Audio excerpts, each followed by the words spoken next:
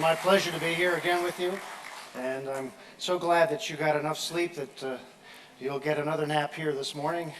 I was hoping that after that great show last night, the band would have the energy to back me up this morning, but I'm afraid I'm just a solo act. That was quite a tremendous dance show, though, and makes me feel that I all the more have two left feet. But today I'm going to give you just an introduction to Acapulco. I know many of you have been to this great resort city before. It has quite a reputation, particularly in Mexico, is the ultimate resort town. It's sort of like the Miami Beach of Mexico, and it is particularly popular among the Mexicans. It's not so much an exclusive resort area as many have been built in other parts of Mexico, but it is accessible with a great harbor. This is a great cruise ship stop and has many sites that if those of you have been before, you may have been to some of the tremendous hotels and various beautiful beaches on it, but there's quite a bit more to see in the town. Now this is getting into my neck of the woods because I am actually an Anglo-Mexicano. I was born right up there over the border, so I'm a gringo secado, means I'm a dryback who was born in New Mexico, and I've traveled quite a bit around Mexico. Later I moved to the far east of New York, which is now becoming another part of Mexico with our many new friends that are moving in there. But Mexico is a dynamic country, as you well know, and our good neighbor with, of course, considerable problems, but that's all the more reason to go to the beach. Acapulco, of course, is way down on the south coast, and as you see here, Mexico is a nation of mostly mountains. There's actually very little coastal plain except on the Caribbean, which is very tropical, and then down on this great southern coast you have mountain ranges that stretch down and many harbors and ports, and Acapulco is, of course, right here in the state of Guerrero. This is not so far from Mexico City. It's only about a 3-hour drive nowadays, but this particular harbor used to be quite isolated from the central valleys of Mexico and had originally been settled about 3,000 years ago or more by the native Mexican peoples. There were settlements that have been found, archaeological remains in some of the hillsides in particular, that show that it had Tarascan and Mixtec peoples here, and then it was part of the greater Aztec Empire finally when the Spanish came and made it part of the Spanish Empire and then the Mexican nation.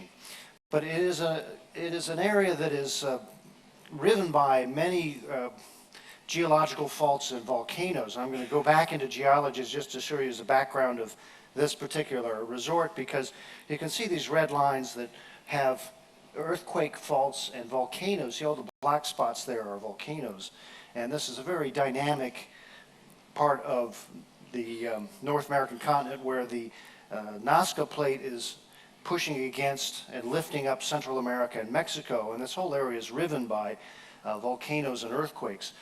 Of course, Mexico City and other parts of the country have had recent earthquakes and eruptions, but Acapulco is down on a fault line that runs right through the Central Valley, and you can see Mexico City right here is in a high plain surrounded by many different mountains, and then we have Acapulco down here.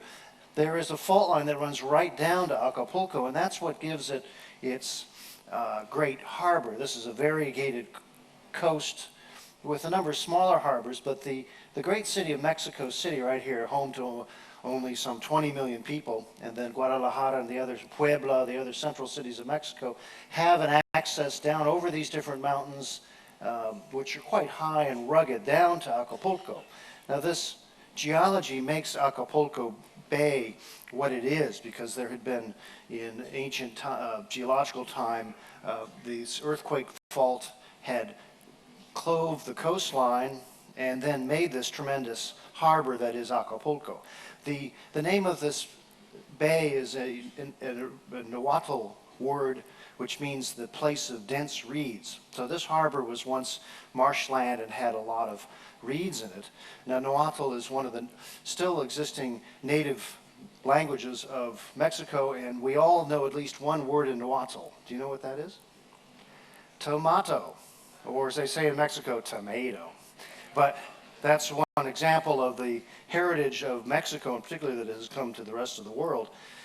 There are no more natives in the immediate area because Acapulco has, of course, become a major resort because of this tremendous bay, which gave shelter to, first of all, the Spanish who came, and now to a ship like our own. It is a very hilly town. There's not much flat land at all, and you can see some of the roads that come in from the other valleys that come down to the central Acapulco. We're going to be docking right about here. And then in modern times, this whole area has spread in a larger metropolitan area. There are many more resorts and beaches that have been developed in time. The coast is very rough, so that there's a lot of uplifted limestone and some craggy peaks, and this is what gives the area its quality. And then, of course, the great cliffs that they dive from. We are going to be coming in right past Isla Roqueta, and then we're docking near the old town right about here. There's many other bays. Here's Puerto Marquez, which is actually a Mexican naval base area, and there's quite a bit of development up and down the coast.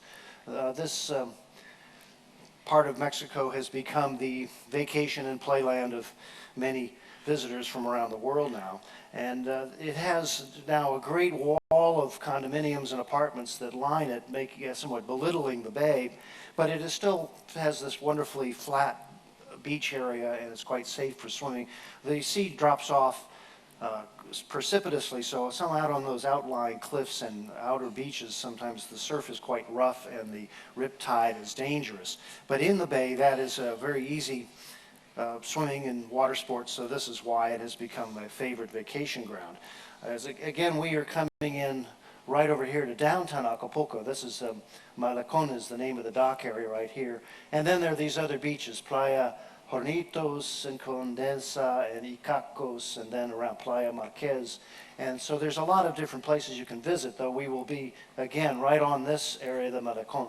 And the Zocalo, the old town, is right here. And here is the great fortress that overlooks the harbor.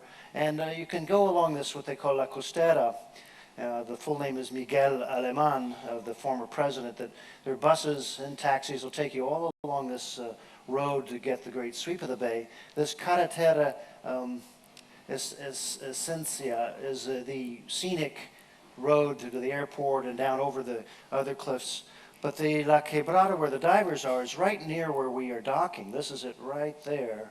And if you're energetic, you can hike over the hill or take a taxi up for 5 minutes and see that. Now then, there's a larger town over the valleys and up the hills, but some of the other new developments are down on the outer beaches, Playa Caleta, Caletita, and then Isla La Roqueta has a water sports area and a lot of new facilities. So this area is quite well developed, but that means there's plenty to do. There's many other beaches, of course, up and down the coast, and there's other resorts that are like Itaja that have been developed as an isolated all-inclusive vacation that's away from the urbanization and also away from the social problems that you'll see in Acapulco. Acapulco now has a population of over 650,000 people in its general area, so it's no longer a small town or an isolated place. It is the favorite playground for the middle-class vacationers from Mexico City. And though it has luxury facilities, it also has a great crush of people. And because the climate is moderated by the sea, it is cool in the summer and warm in the winter, and so it's a year-round vacation place for many people who come to see the great overlooks of the bay and have many homes up in the mountains particularly. There's an area called Las Brisas, which has many beautiful homes up on the hills. Those of you taking the tour of the whole town will go up to Las Brisas and get a good overlook of the bay from some of the residential areas. But the main port here where we are landing at Malecon is, we'll get off by tender, unfortunately, because it's too shallow for our great ship there. But right there is where there'll be a terminal and taxis. If you wanted to get your own taxi, that's best to set a price for either the time or the distance you want to go. There's currently 12 pesos to the dollar, so but of course, as Cunard passengers, you'll probably get 10 to the dollar. And then you can find your way around the town. Most of the drivers will speak good English, and some of them even speak French, because this is a favorite place for French Canadians to come visit. Then you can go around the town and see much on your own and go visit some of the great hotel or other sites around the city. Now, we will be following in the wake of the great Spanish galleons. Acapulco was originally founded in 1528 by Herman Cortez himself, who, after he had conquered the Aztec Empire and set up the colonial administration in Mexico City, had continued his quest to go to China. He always thought that that was the final goal, though he certainly had enough in his hands by establishing the modern colony of Mexico at the time. So he, in 1528, he identified this great harbor at Acapulco as a place where the Spanish could then set up a port and build ships to continue their way all the way to China. And a royal decree declared Acapulco to be the royal port for Mexico to Asia and have exclusive trading rights to Asia. It took quite a while to get this activated, and the first ship did not leave from Mexico to go across the Pacific, but left from Manila in the Philippines as the other side of the Spanish Empire at the time.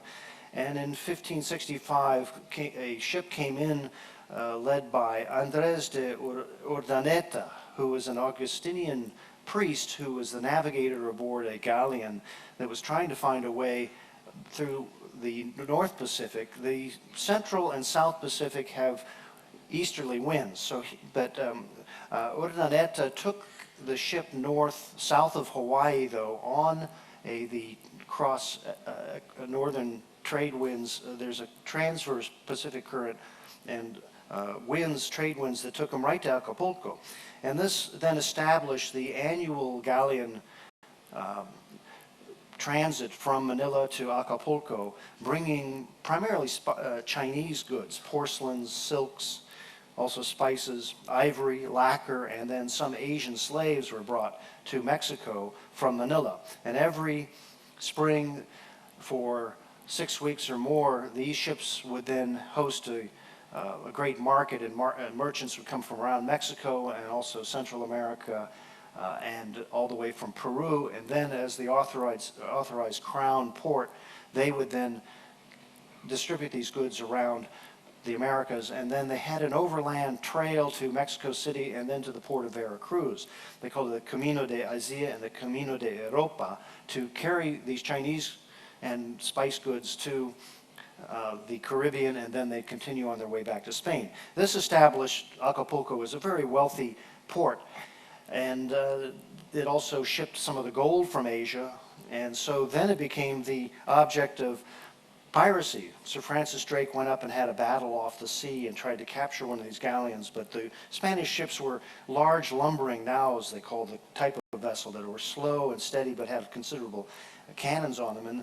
And Drake did not capture one of them off Acapulco, but later in 1587, Thomas Cavendish did seize one called the Santa Ana, which had 1.2 million pesos in gold coins on it, and that alone financed him and brought out many other pirates.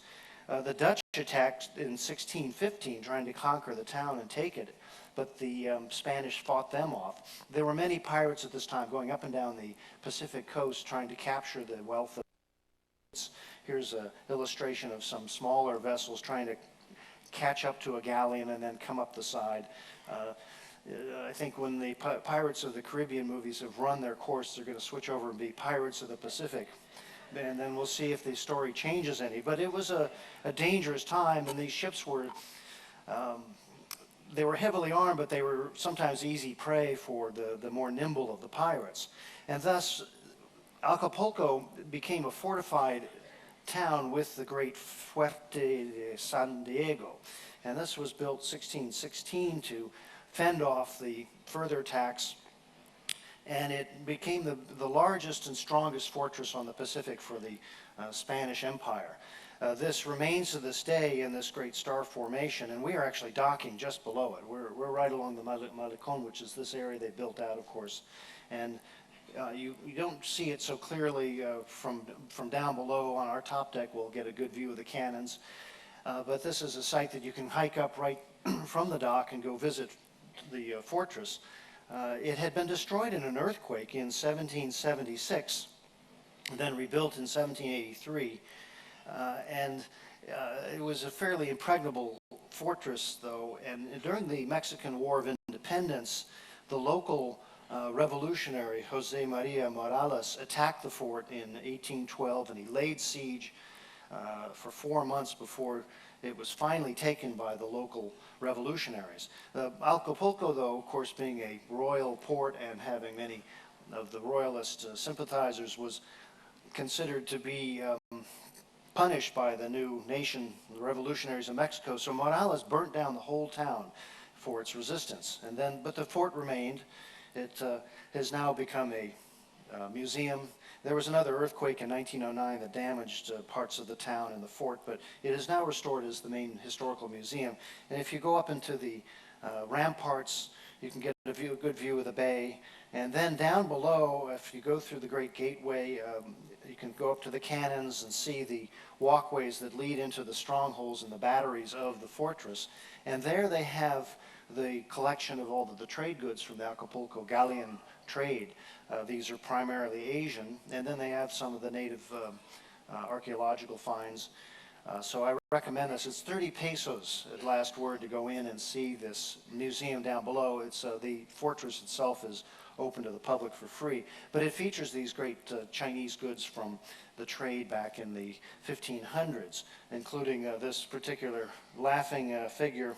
Now, some of the local historians have said that the Chinese came there before the Spanish arrived, and I'm going to go myself to see what evidence they've presented of this, but there was a Chinese explorer called Fa Xian who was said to have left under the Ming Dynasty and gone all the way to Mexico, and the Chinese and the Mexicans claim they had trade and contact well before the Europeans arrived, but we can go look for our own evidence of that. Meanwhile, there's quite a bit of this goods from the China trade that is in the Museum of the Fortress of San Diego. Now, after the Mexican War of Independence, the town fell into a doldrum because the new government of Mexico was not trading with either the Philippines or with other colonies of Spain, and Acapulco became a sleepy fishing town and faded in its previous importance. Then it was discovered again as a resort when a president of Mexico, Miguel Alemán, in the 1920s, built a road over the mountains of Guerrero to the sea, and then it became a center to go down to the sea and have a break from the heat of the highlands in the summer. This was at the time Mexico had its political troubles and economic troubles. It was not a destination for travelers in the way it has become now, with particularly the air travel and the extensive infrastructure that Mexico now has. And so Acapulco then was about the only place down on the coast you could get to by road. Alemán himself bought up a lot of the land along the shore. He liked it so much that he spent quite a bit of time down there, and he bought whole areas of the city and then had it as his personal business. He built one house on a playa, Revolcadero, which is outside of the city, and then he sold that to J. Paul Getty, who built quite an elaborate mansion, which is today the Fairmont Hotel. That's not in the downtown area, it's over near the airport on a private beach area. But this began the resort industry of Acapulco, and so in the 1930s and 40s and particularly 50s and 60s came all kinds of tourists. The international jet set started flying in after Havana was no longer available, and then people would take up residence full time. Here's the American composer Colin Nancaro, who had been a leftist and been blacklisted in Hollywood, and was happy to up and move to Acapulco, where he lived throughout his days. And only recently, in the last decade, did he ever want to go back to the United States and have concerts of his music. And he had a nice, happy retirement for most of his life in Acapulco. He was not as famous as many of the movie stars that came down. Particularly John Wayne bought a hotel, Los Flamingos, which remains to this day, and then a whole long list of everybody from Frank Sinatra to Lana Turner, et cetera, et cetera, et cetera, came down to Acapulco, including other famous American musicians like this guy whose name I can't remember what it is. Anyway, I found this, but I didn't quite get the movie before I left, and I'm sorry, I just can't sing that song. You know, I'm sure they'll have it at the Elvis night tonight. And but Elvis and the various others came down and made Acapulco a famous name for travel. Frank Sinatra had that song "Fly Away with Me," and one line is about Acapulco on his way elsewhere and back, so that this place became internationally famous as the playground for those who could have the time and money to come there. The subsequent development made it a very built-up place. It no longer was just a beach with a few grass shacks and a few mansions. It started to roll with the industry of tourism. It's had a problem sometimes, though, with hurricanes. This was in 1997. Hurricane Pauline came through, flooded the town, and particularly washed a lot of the old houses down, and hundreds of people died up in the hills because of the onslaught of this particular hurricane. It has been repaired, and things are well there now. If anything, a good hurricane only cleans it up and starts for the next phase of development. Now Acapulco is well marketed, particularly in Mexico, as the place to go, particularly for the young, for this great beachfront, and then the fun and games that go on here. Some of the marketing, though, is always, I like this because they're always looking out at the ocean, and then you turn around and what do you get? A giant wall of condominiums and hotels and a traffic jam. This is the Costera, or the Avenida de Miguel Alemán, who had built this road along the shore. And then there's a number of parks and public access to these beaches, but there's tremendous development all through the bay here. It has, though, a very good beach. It's not getting washed away like some other beaches, particularly Cancun has lost much of its sand as the storms come in and out. But Acapulco Bay is generally so sheltered that it's not a moving beach. And so it has these great buildings that are built right up, some of them in Aztec and Mayan forms. There's a lot of water sports. You can go out there and get your parasails and catamarans and go swimming around. There's no reefs, though. There's no diving in the bay. You can go out to further places to get some of the fish life, and of course there's offshore fishing at some of the other outer resorts. But you can see it is like a gigantic construction wall of pleasure out here. This may be the boat that some of you are taking out for the bay cruise, which is a good way to get out of the town and go see it around. And it will go out to around the corner to La Quebrada to see the divers later in the afternoon. But there's quite a variety of resort hotels and activities and nightlife. This is a very busy city, though. Acapulco has great crowds that come down, and I would say, compared to some of the more isolated resorts of Mexico, this is a place to see the Mexicans having fun. And it's had problems of pollution and some petty crime and things like that have given it a bad rap, but it's not quite like Miami Vice. It's only really Acapulco Vice. Not so dramatic in its way, but I was there many years ago, and I was a little taken aback by how much fun Mexicans can really have when they get away from the cities. This is a new development out on the edge of the Entrance Harbor Peninsula, not far from where it'll be. It's La Caleta is the name of the beach, and they put up this Magica Mundo, which is a water sports park for the kids. And this is typical of the new mega developments that have come to Acapulco to kind of revive its attraction to people, so that there's not just the beach and a hotel, but a lot more sports and activities. And then they send people also up into some of the forests. There's a hiking above town, and there's a lot to do. There's a zoo. There's a thing called Chichi Aqua Park, which has the dolphins and a marine life park to go to. So the more time you spend there, there's more to do. Here's one of the great new hotels that's down the coast a bit, the Vida Fel Mayan, which is built like a great pyramid. And in Mexico, they have rediscovered their indigenous heritage to the point where it's marketed and rebuilt as an attraction. This particular mega hotel has a Mayan motif in its great lobby and a turquoise kind of mask.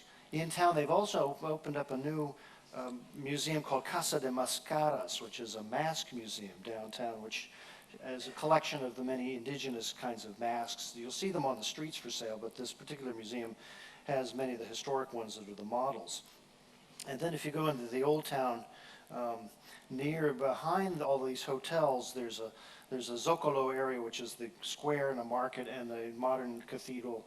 Not this, but it's called Nuestra Señora de Soledad, which is the very center of the old town. But most of the town is devoted to pure pleasure, and in school breaks it's swamped with the youth who come to parts of Florida for their fun. I don't know whether we'll get into this crowd as much, but they're down there on the beach if you want to join them. And it has a lot of new facilities. For instance, here's a new outdoor concert hall, the Sinfonia, that features concerts out on the open air. And so there's a lot of cultural activities in the midst of this great development that they've had. Now this is a view of how tall it gets and how you can see out to sea, but you're not allowed to jump from this like you might from other places. Here is the entranceway to La Quebrada, which is the great gorge around the bay where the divers are. And I'll show you a brief view of this activity which made Acapulco famous. This is a wash of the waves that comes into this gorge and gives a very dramatic rush of water. And this is where they call the clavadistas have reigned since the 1930s. And it's thought that the divers that come to these cliffs get this tradition from the fishermen that would be fishing off the rocks, and they would throw a line down and it would get caught. And they would dive in the water to free their lines, and they knew just when to jump, and they'd free their line, go back up and keep fishing. But then it became a stunt, and then people noticed, and it became a featured attraction of Acapulco. Here's one of the clavadistas going up the rocks. There's a little shrine where they make a prayer to Guadalupe, and they're three at a time, and they have a show at 1 p.m., 5:30, 6:30, 7:30 into the evening for the sunset diving. And they will make a show of going up and preparing themselves up on the very rocks and contemplate, watch the waves as they come and wash this gorge, so that they will dive just what seems to be the low water, but by the time they hit the water, the waves have filled up the gorge. It's about 130 feet down, and it's over almost 40-meter dive. So these are quite daring do fellows. They do this for a while. It's sort of a challenge among the youth in Acapulco. If you can become a clavadista, that shows you have true courage. And they work mostly for tips, and they'll go back up and be celebrated and collect a few pesos from everybody, and that's their living for the day. So they gather on the top rocks, and they judge their moment of peril, and then they jump and do this quite a dramatic swan dive down onto the rocks, past a cave of the devil on the way, which the devil is kept at bay as they come down, and then they land in the water like this. Now, I don't recommend you trying this, especially off the ship here, but it's a great sight. There's some terraces you can watch. There's a public viewing area right at the top of the gorge where you can take a taxi and see it, but you don't get such a good view of it. The tour will take people right down to the hotel terrace where you get a best view of it. So they make the great dive and take their plunge, and that's it. Now, Johnny Weissmuller supposedly came and was challenged to dive here, and he decided that his insurer wouldn't allow him to do this. His manager said no, and so he watched and did not do it himself. They don't allow anybody else actually to try it out because they don't want any injuries. You can go swimming at the beach for fun, but this is the great La Quebrada dive that hope you will go up and see. When they land, they have maybe 15 feet of water, so it's always a surprise when they come back up. It's quite a dive. They even do it in the sunset and in the dark. That just shows you how well they know those rocks. But Acapulco is a particularly beautiful place in the sunset in the evening. Alas, we are arriving at 7 in the morning and then tendering in, and our last tender is at 4 p.m., so we're not going to get the evening sunset over the Pacific view. Of course, we'll be out at sea, but the town really comes alive at night. It is safe swimming through the evenings even, but it's the famous nightlife then comes up when the sun goes down, and there's a lot of discotheques and concert halls and restaurants, and you can, as we go around the town, you'll see that only half the people are awake in the daytime because there's quite fun going on at night, and perhaps you can come back another day and appreciate it. We will be gone before we see the moonrise over Acapulco Bay, but it's a fairly tremendous physical setting for a resort, and those who have been there before can come back and appreciate that there's probably more to do than you have before or ever want to do, perhaps. And then we'll be off on our way to sea to San Francisco. So I'll leave you this view of Acapulco and just tell you, bienvenidos a Mexico, and my pleasure again to travel with you, and I'll be ashore to help you sort out the taxis on the shore and be with you on the beach. And if anybody has any questions now, I'd be happy to answer them for you now. Thank you very much.